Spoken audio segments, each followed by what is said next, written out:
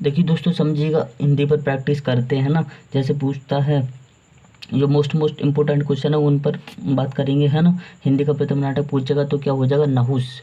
याद रखना क्या हो जाएगा, नहुस हो जाएगा हिंदी का प्रथम नाटक, है ना। हिंदी की प्रथम रचना पूछेगा तो क्या हो जाएगा, सिरवा का चार हो जाएगा, है ना। सिरवा का चार हिंदी की प्रथम रचना। और हिंदी की प्रथम कहानी पूछेगा तो इंदुमती हो जाएगा, है ना।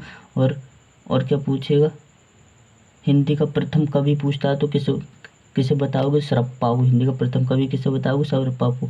सरप्पाऊ बताओगे, है ना। और इसमें ज़्यादा जैसे जो एक्स्ट्रा मैं वो भी बताता रहूँगा, है ना। जैसे अजातशत्रु दे रखा, अजातशत्रु स्कंदगुप्त, तो ये दोनों याद रखना। अजातशत्रु स्कंदगुप्त ये किसके नाटक हैं, ये भी नाटक हैं किसके, जयशंकर प्रसाद के नाटक है ना। जयशंकर प्रसाद कौन थे, ये छायावादी युग के कवि थे, है ना, जयशंकर प्रसाद। और इनकी बहुत सारी रचनाएं जयशंकर प्रसाद, जैसे तितली हो गया, कामायनी हो गया, आंधी हो गया, इनकी कहानी है। पुरस्कार इनकी कहानी है ना। और एक गुंडा इनकी कहानी है, और भी है, और एक आकाशदीप कहानी है, तो याद रखना ये, है ना। अब देखिए इसमें दे रखा संयुक्ता स्वयंवर किसकी किसकी रचना या कृति है, तो याद रखना ये किसकी है, श्रीनिवास दास की है ना। याद रखना किसकी है, श्रीनिवास दास की है। तीसरे क्वेश्चन पर चलते हैं, रहरों की राजहंस कृति किस विधा की रचना है ना, यानी कौन सी विधा, तो ये क्या है, नाटक है ना। क्या ये नाटक है, लहरों की राजहंस क्या है, नाटक है। और किसने लिखा है, तो याद रखना लहरों की राजहंस की रचना की है वो किसने, मोहन राकेश ने करी है ना। अब आगे चलते हैं, प्रताप पत्रिका संपादक कौन थे, तो गणेश शंकर विद्यार्थी थे। कौन थे, गणेश शंकर विद्यार्थी थे प्रताप पत्रिका के संपादक, है ना। भारत दुर्दशा रचना पूछता है किसकी है, तो भारतेंदु हरिश्चंद्र की है। भारत दुर्दशा रचना पूछेगा तो किसकी है, भारतेंदु हरिश्चंद्र की हो जाएगी, है ना। और भारतेंदु का नाम भी किनके नाम पर पड़ा था, भारतेंदु हरिश्चंद्र का नाम पर पड़ा था। इनकी बहुत सारी रचना जैसे प्रेम फुलवारी पूछेगा, है ना, प्रेम माधुरी पूछेगा, है ना, किसकी रचना है, तो ये भी। और एक नाटक भी है इनके, कौन सा नाटक है, भारतेंदु हरिश्चंद्र के नाटक कौन सा है, अंधेरी नगरी एक नाटक है, तो वो भी याद रखना, है ना। जयशंकर प्रसाद बताया मैंने, छायावादी युग के कवि हैं, है ना।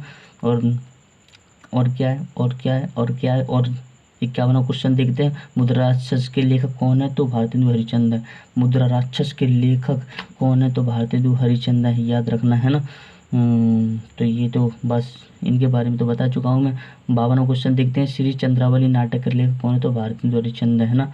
भारतेंदु हरिश्चंद्र, अच्छा चलो ठीक है। भारतेंदु हरिश्चंद्र कौन है, श्री चंद्रावल के नाटक के रचनाकार कौन है या लेखक कौन है, तो याद रखना कौन है, भारतेंदु हरिश्चंद्र हो जाएंगे। पागल पथिक किस विधा की रचना है, पागल पथिक किस विधा की रचना है, याद रखना किसी गद्य विधा की रचना है। किसकी रचना है, तो गद्य विधा की रचना है।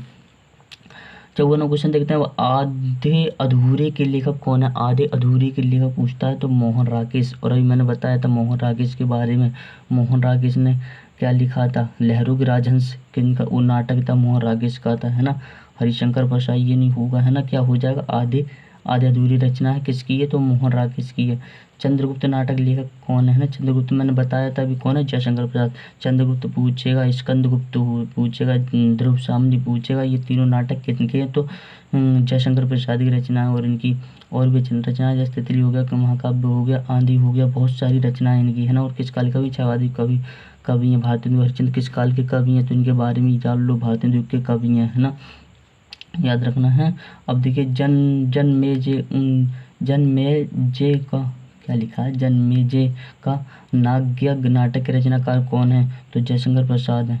ये भी याद रखना कौन है, जयशंकर प्रसाद है। बहुत सारा बता चुका हूँ जयशंकर प्रसाद के बारे में, इतना याद रखना, है ना। विस्मोद गद्य विधा की रचना है। विस्मय क्या पूछा है, विस्मोदक गद्य विधा की रचना है, तो क्या ये नाटक है ना। अच्छा अब एकांकी पर आते हैं, तो हिंदी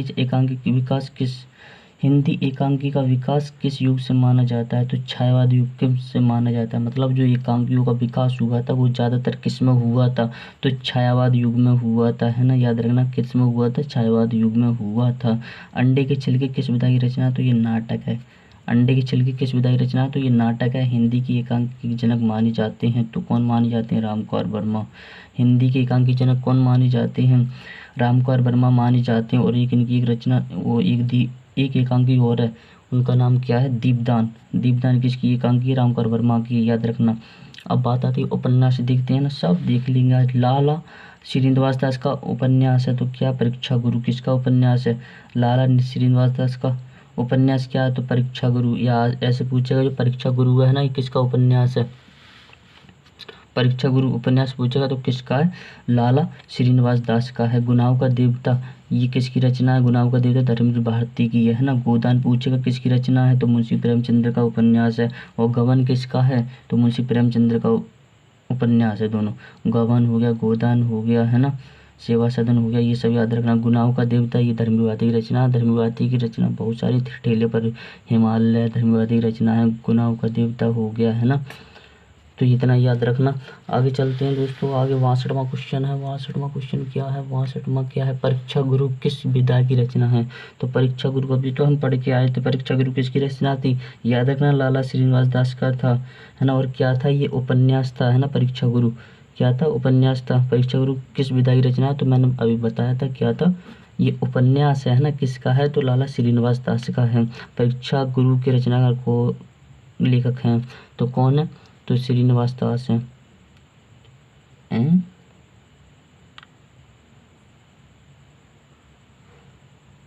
कौन? परीक्षा गुरु के इस किसका उपन्यास है? श्रीनिवास दास का है। और इसमें लाला श्रीनिवास का, हाँ ठीक तो है यार। श्रीनिवास दास या लाला श्रीनिवास दास की बात तो एक ही है। चलो ठीक है। परीक्षा गुरु किस विधा का रचना है? किसका उपन्यास है? तो श्रीनिवास दास का है ना। जयशंकर प्रसाद की रचना है तो तितली है। तितली, जयशंकर तितली, महाकाव्य तितली क्या है इनका, है ना। तितली इनकी रचना है। तितली हो गया, कामायनी हो गया, है ना। ये बहुत सारी रचनाएं जयशंकर प्रसाद की, है ना।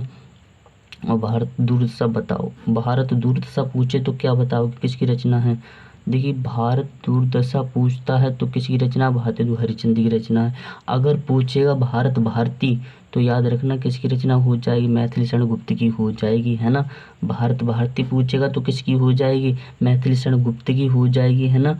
और भारत दुर्दशा पूछता है तो किसकी हो जाएगी? ये भारतेंदु हरिश्चंद्र की हो जाएगी रचना है। न्यूनतम ब्रह्मचारी किस विधा की रचना है?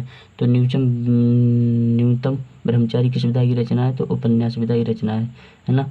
पुनर्वा कृति विधा की रचना है तो क्या ये उपन्यास है ना।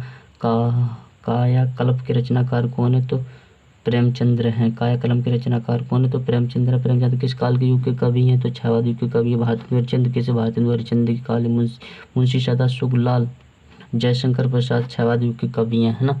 याद रखना।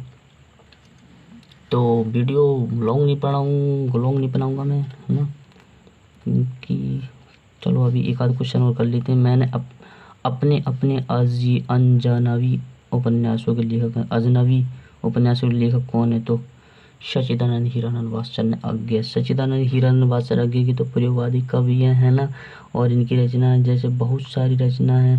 हरी घास पर क्षणवत सुरीला बात और तार शब्द के संपादक माने जाते हैं ना। इनको अज्ञे को, है ना, याद रखना। चारूचंद्र लेखक रचनाकार को ना हरिप्रसाद द्विवेदी हैं। तो आज के लिए दोस्तों बहुत इतना ही है।